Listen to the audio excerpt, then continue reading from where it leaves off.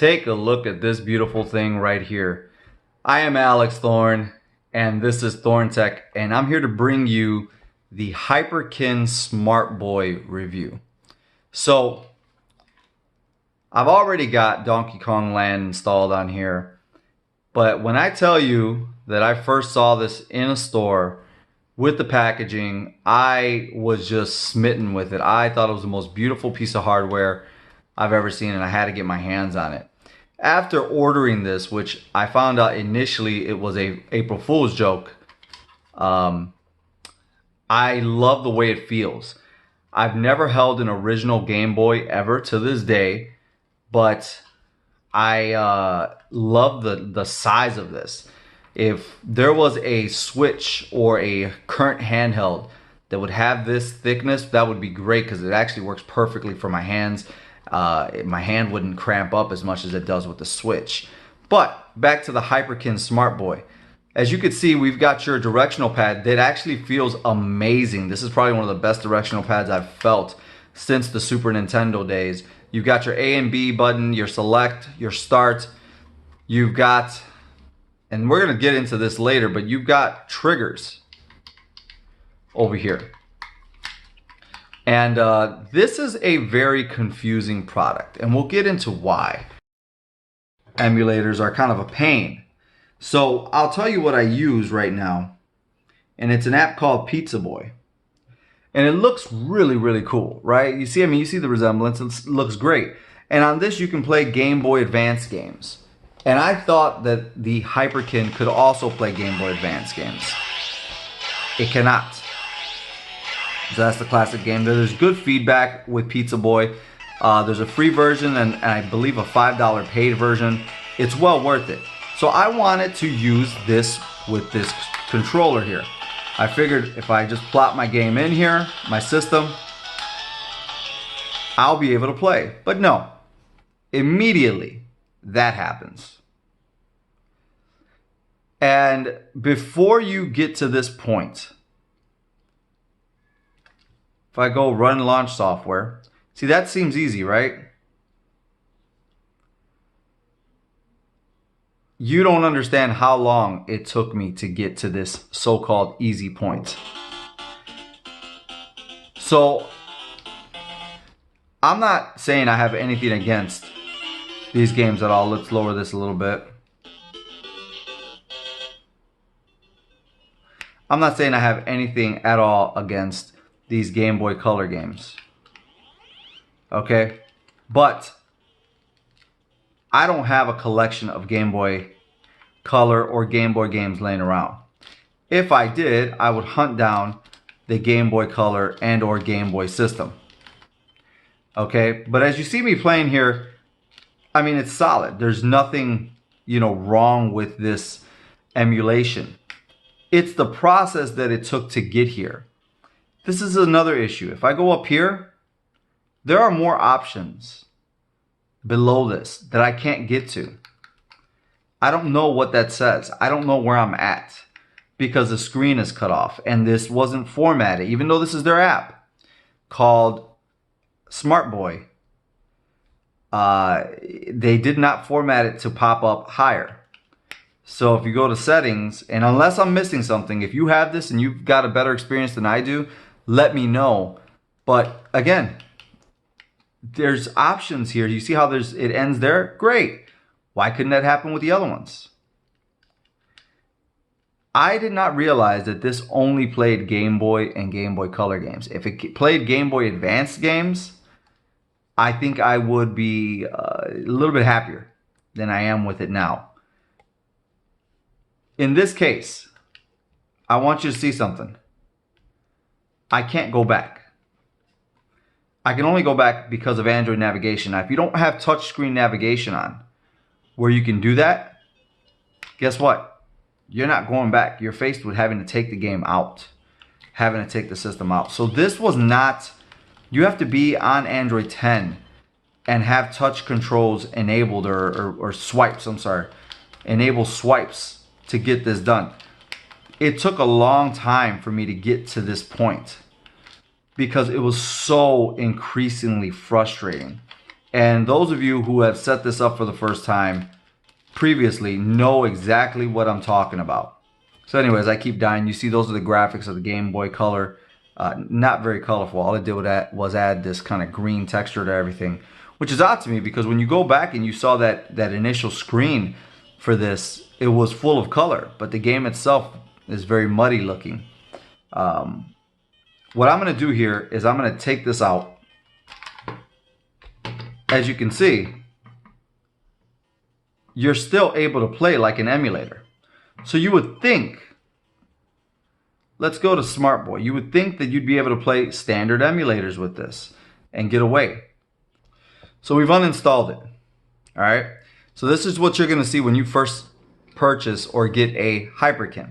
While the process may have been smooth when you saw it there, this is not what happens at first. We're going to lock that into place. You see this? SmartBoy Companion. Open SmartBoy. The screen is cut off. So I'm not sure what I'm doing. You have to kind of like look at it and hope you're doing the right thing. There's a YouTube video you have to watch. Then you've got to display over other apps.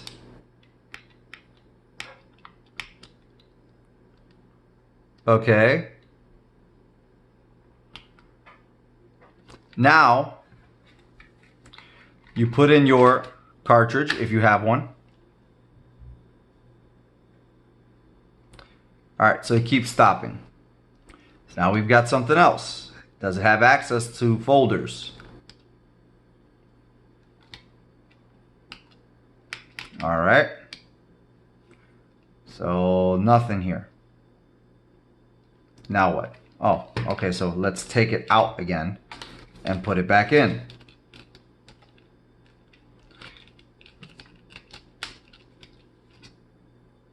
So it automatically launches now. Loading the cartridge data. Now mind you, if I didn't watch videos, watch reviews, and know what I was doing, I would be completely lost on this. But now we do this. Now what happens? You go back. You have to find the Hyperkin SmartBoy serial, then click on Hyperkin SmartBoy. That's when you can play the game. Now, I'm only saying this as smoothly as I'm saying this because I've gone through this process so many times already to try to figure this out in general, right? And I did get this working with emulators. What I had to do was, once again, take this out. Let's go to App Info. You're gonna go to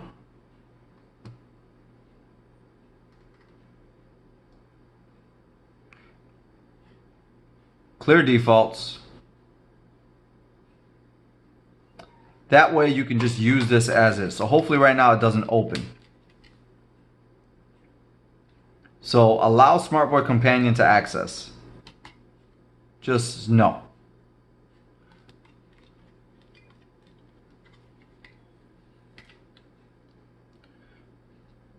Open Pizza Boy. Open Pizza Boy around Chicago, sure. All right, so now we're in Pizza Boy.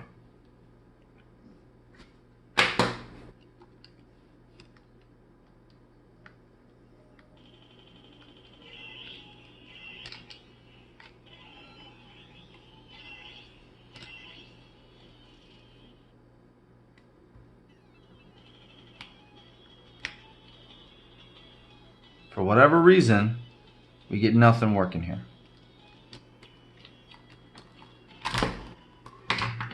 So let's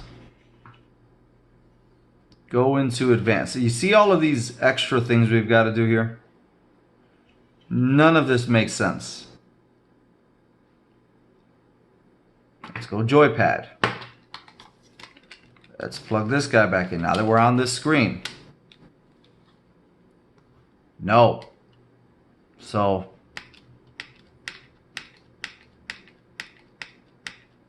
look at that. Nothing happens. All right. Now we got it. Down. All right. I have no idea, right? We're going to assume that the next one is B. The next one is A and B together because it tells us. The next one, L. Next one, R. Next one, select. Next one, start. Menu, there is no menu. So we're just going to leave that alone. All right. Let's see if we're able to go back now and play. There we go.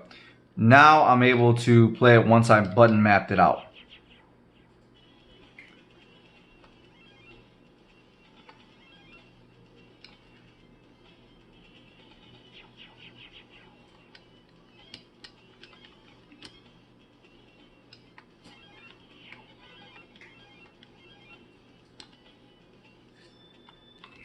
So now you're able to play your Game Boy Advance games using this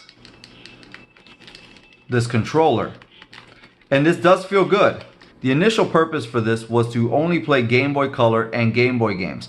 Neither system had an L and an R. So at some point they knew you were going to be playing these type of emulators for Game Boy Advance. Unless they just completely abandoned the idea at some point and did nothing else with it. So now I'm finally able to move.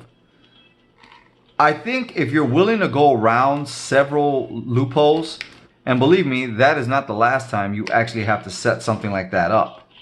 But if you need physical controls for your portrait gaming and your portrait emulation, this is a decent way to go. But for its initial reason of existing, because even right now, if I want to back up, right, I'm just going to get out of the game. I can't access anything. I'd have to take it back out, do what I want to do, put it back in, go back and forth. This is a pain. In all honesty, it should not be such a pain. But it is.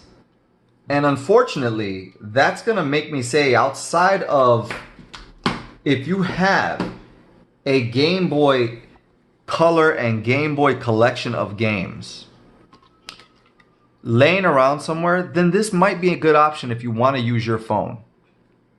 If you're willing to jump through loopholes constantly. Now I've seen people in threads say you have to, it's designed for a Samsung phone. No, it's not. It is designed for any USB-C smartphone. I mean, I could even fit, if I wanted to, I could put my OnePlus 7 in here. As you see, it's a little bit bigger, right, than what it's allowing me to go in. That's what this button exists back here for. From a hardware standpoint, this is awesome. From a hardware standpoint, this is great. I mean, you can just slip this right in. We're ready to go. You lock it up. It looks great. It feels great. But there wasn't enough care taken with the thought process of how you get to options, how you do anything in here. I mean, essentially, it would work like the Razer Kishi. See how I'm just moving around here? So, as you can see, this is not going to work for anything other than portrait style games with my old boy or my boy. I'm not sure why they only allowed it to play with that system. I believe they wanted you to only play games you owned. But if they only wanted you to play games you owned, then what would be the purpose of including L and R? Unless this was also being made for Game Boy Advance emulation, and then halfway through they just said forget it. So that's what I'm saying to you, is that if I had a bunch of Game Boy Advance, and Game Boy Color games laying around, and it was meant for Game Boy Advance, like these buttons would indicate, then I'd be fine with this. But it's not. It clearly is built only for Game Boy Color and Game Boy games. And then you can't reach all of the options when you're there. You've got these two useless buttons unless you jump through a lot of hoops to get it to work. Honestly, it looks great. You can put it on a mantle and have people ask you what it is. Maybe it's a cool little party trick, but it should have stayed, with this current execution, it should have stayed as an April Fool's joke. That being said, the Hyperkin SmartBoy is not Thorn approved anyway. Follow me on social media, on Twitter, Facebook, and Instagram. If you're into pro wrestling, I've got a pro wrestling podcast called the Over AF Wrestling Podcast that you can find on all podcasting networks, as well as Spotify and iTunes. And you let me know, if you own the Hyperkin, did you find as much frustration with it as I did? Would you buy something like this? Do you want them to revise it and come out with a SmartBoy 2? Because I think they can learn a lot from their mistakes with the first one. Let me know in the comments down below. Subscribe to the channel and leave me a like.